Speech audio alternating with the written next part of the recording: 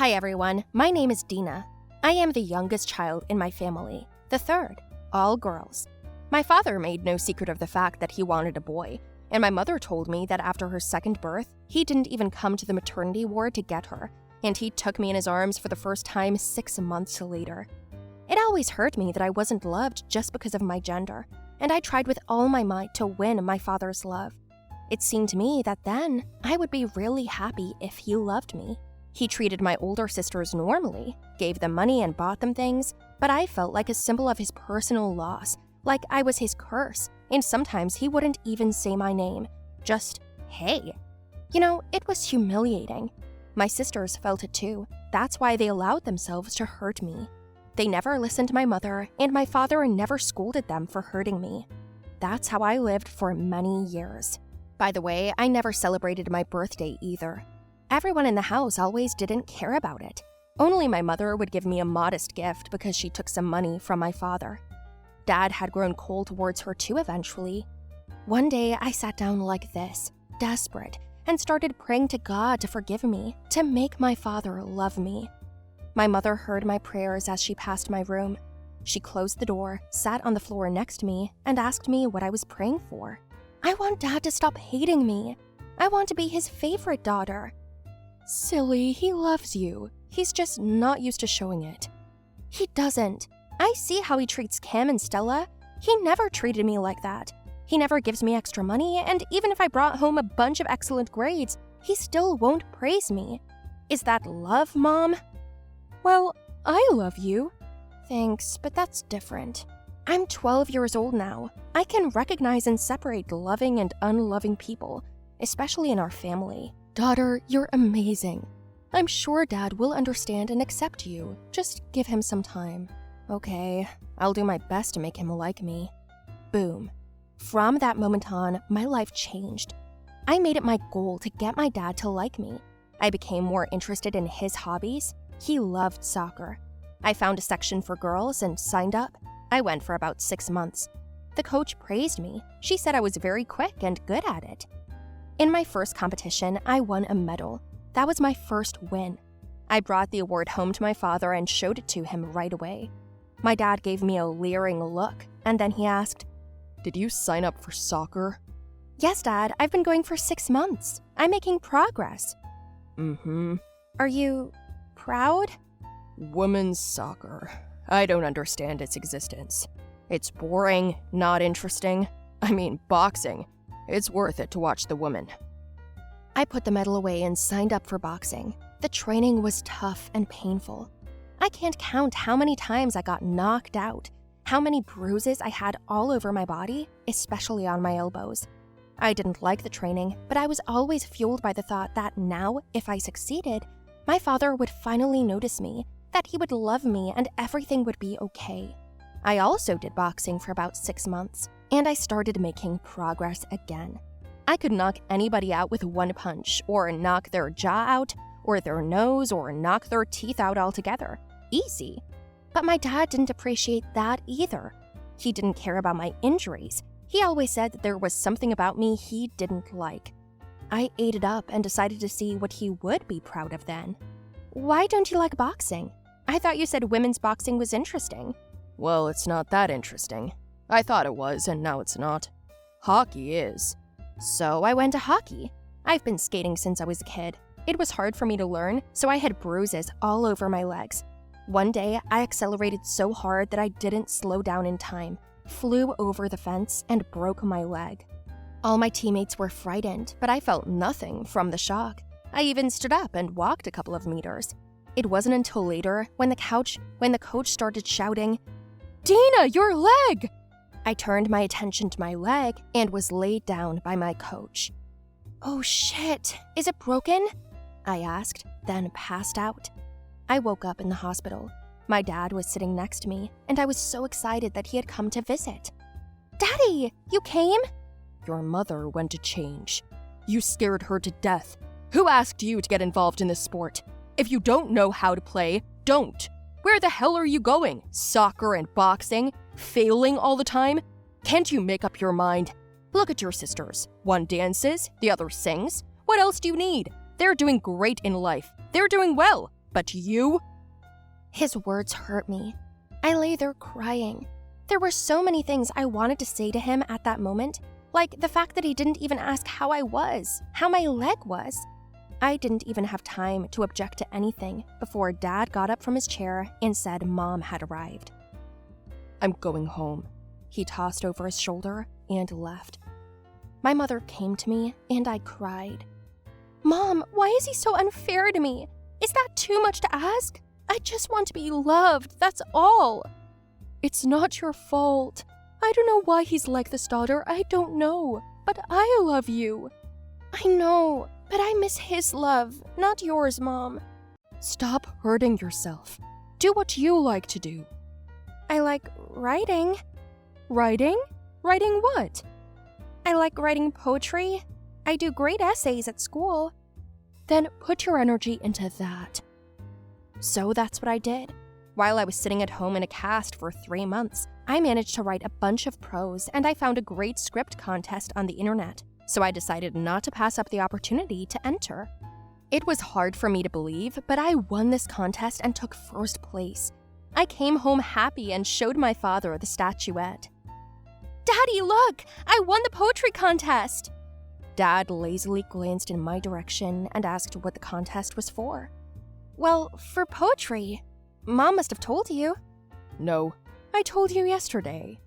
Ah, well, what did you get? A statuette! Look! I'm the best writer! Ah, and the others weren't? Can't you be happy for her? You have a problem? Am I supposed to dance over her or what? They gave you a piece of glass, and you want me to be happy about it? Talk to my older daughters. One is a singer in a club, the other one dances on a pole. Is that normal? What's the difference? They realize their talent, and that's the main thing. Mom, I'm fine, thank you. He'll just never understand my accomplishments.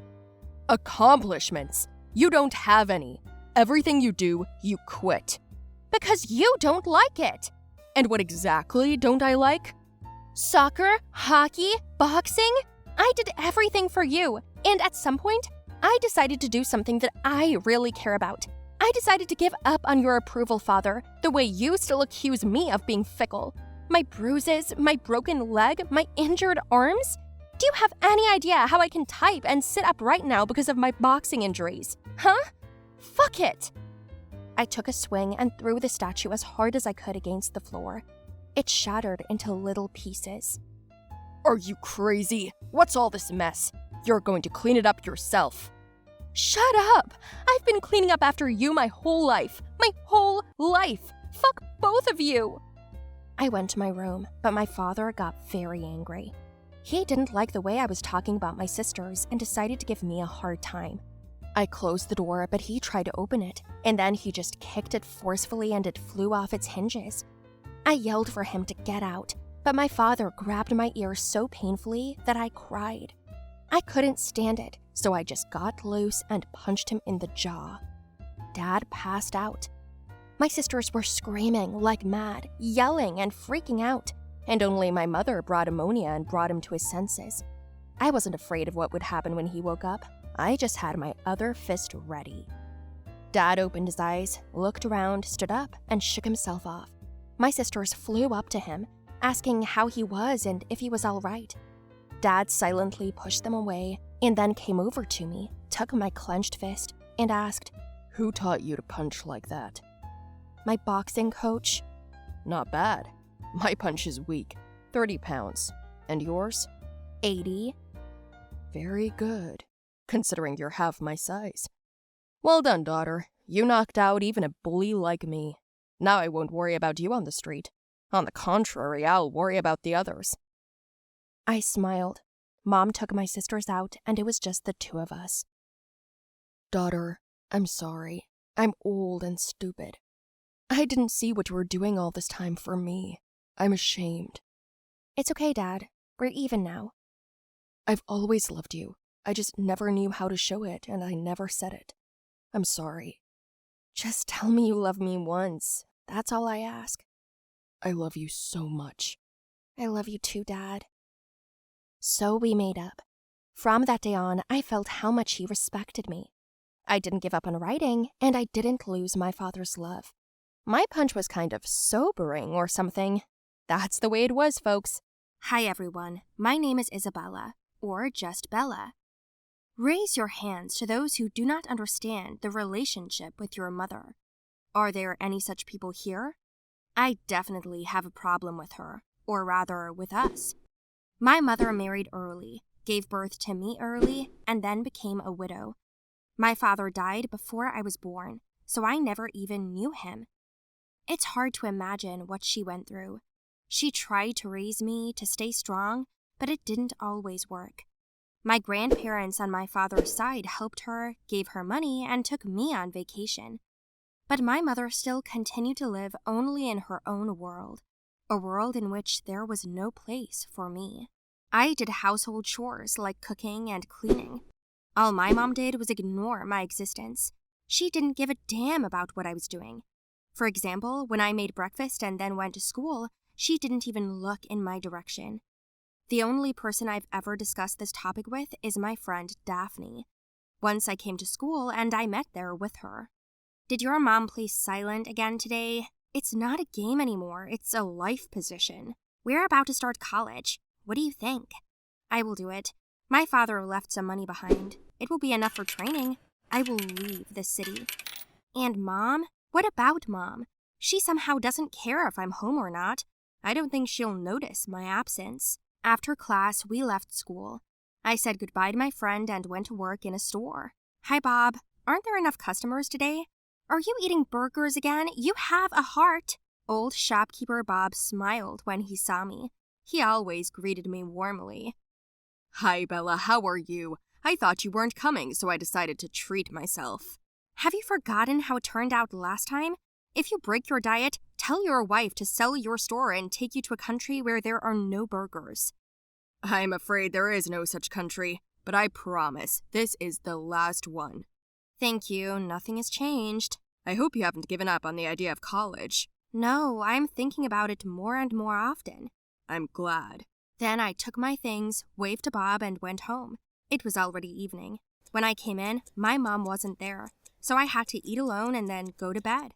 In the middle of the night, I woke up to a crash, jumped out of bed, and saw that my mother had come home. She was drunk. I ran up to her and started helping her, lifting her up. Oh my God, Mom, are you back? Let me help you. Don't touch me, I know what to do. Go to sleep. What have I done to you? Because of you, my life didn't work out. If I hadn't been pregnant, I would have gone with your father to that fucking wedding. He wouldn't have gone to pick up a drunk and had an accident. I turned pale, looked at my mother, and could not hold back the tears. I looked at her, and she got up from the floor and walked with a crooked gait into her room. I ran back into my room, wiped away my tears, and got out my college papers. Those words from my mother were like a knife to my heart. Was it my fault that my father died? I wasn't even born yet. I prepared all the documents and went to apply to the college the next day. A couple of days later, I received an answer that I had entered. There was no limit to my joy. I was already looking forward to getting out of the house. But when I told my mother to withdraw the money from the account, my mother replied that there was no money, that she had spent it a long time ago.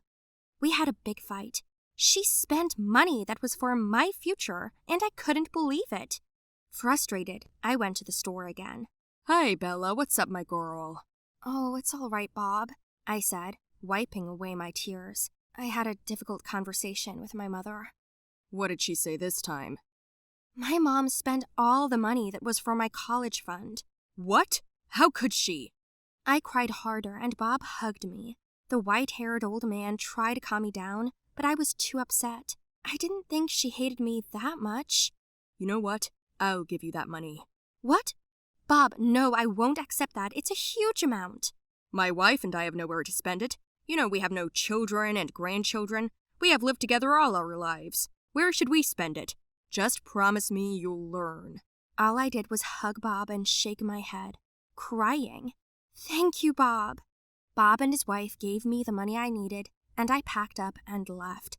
My mother, as usual, didn't even say goodbye to me, and we haven't spoken since the last fight. I graduated from college, and my life gradually began to improve. In another city, I met a nice guy. His name is Steve. We were planning to get married at the time. Steve knew all about my mother, and I tried to contact her a couple of times, but she wouldn't answer.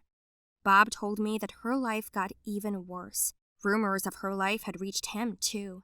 Finally, a year later, when I got a good job and saved up some money, I went to my hometown to return the money to Bob.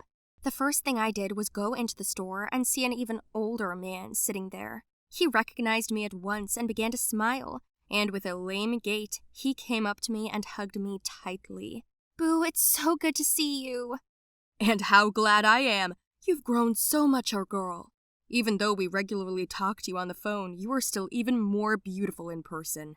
"Have you lost weight? Finally stopped eating burgers?" "My wife put me on a diet after you left. She said that if I wanted to see you, I had to be alive, so..." "I'm very happy." Then I handed him the envelope with the money, which Bob refused to accept. "There is a percentage here. I want you to spend it on anything. If it wasn't for you, I'd be stuck here and probably become like my mother. Have you seen her, by the way?" Bob looked sad, then said that he had. "Do you want to visit her?" And I said in uncertain, "Probably." I hugged Bob and drove to the house where my mother and I used to live. After knocking on the door, my mother shouted from the house, "I don't want anything from you. I don't buy cookies. Get out of here." I took a breath and knocked again. My mother angrily opened the door and was surprised. She tucked in her robe, and she looked terrible. "What? I have no money." "I'm not after money." "Then what?" "Can you let me in?" "Why? Go back where you came from. There's nothing for you to do here. You left me and you're hoping for a conversation?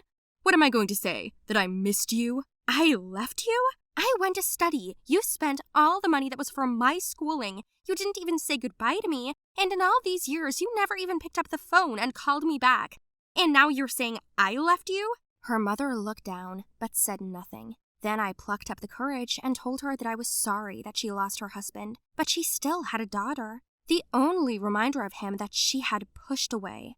"I shouldn't have come at all," I added, then turned around, threw the wedding invitation on the ground, and drove back home. A month later, my wedding took place. Steve and I had a celebration. It was so beautiful. Bob and his wife sat in the front row. Bob walked me down the aisle. All this time, I was waiting for her to call, but she didn't. And the moment I stood there and said, "I do," I just wanted her to be there. Suddenly, the silence was broken. The door slammed open. Everyone turned around, and there she was. My mother. She was holding flowers, out of breath, but she ran into the hall. I cried, and so did she.